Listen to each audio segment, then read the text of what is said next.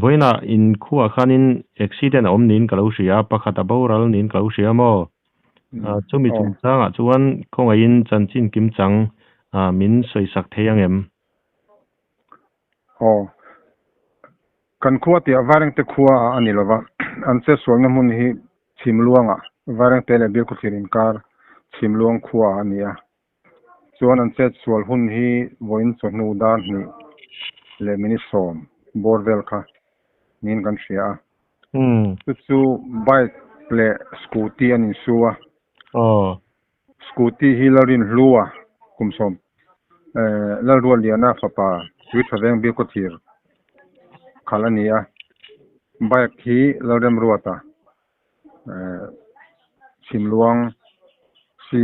ramwana fapa ni ve thunga vando thak takin scooty chuang larin hluwa hi aboral la he tuna hian wareng te damdo ina anon la thla a postmortem tura boi puime kania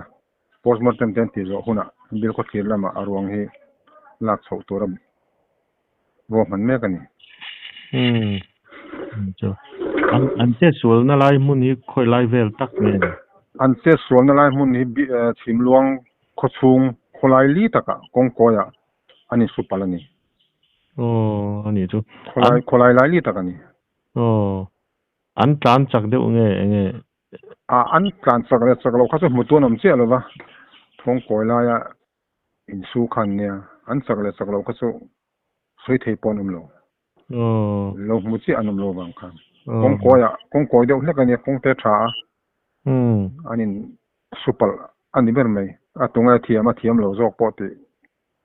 soi thiam ar khom mai ani chu sia lo le mai ani chuanin abau ral lo jok an te kha anna viawem lo va hei far sedan te admit chongai dona doctorin an envela athui ngai lai te aziam ngamote damdoi ten noya ama zo biak theye ani ngai to mani lo ni chu ani chuan boral jok hi tuna damdoina arwang chu lom tina ni mo PME anti don me ka tuna hian PME anti zo huna ta heta tangin variant tangin bil ko thira arwang so an la sawang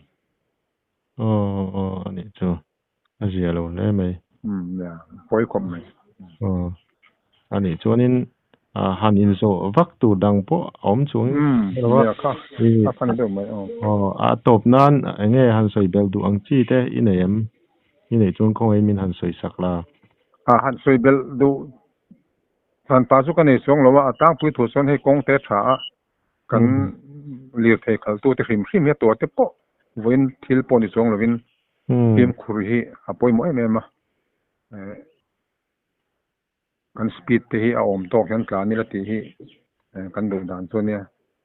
nim khur ta ka lir thei khal turin lir thei khal tu long ta kan ngen ni sela athang e alo mom li tu ko he in kom na kun thatak ni sim saka le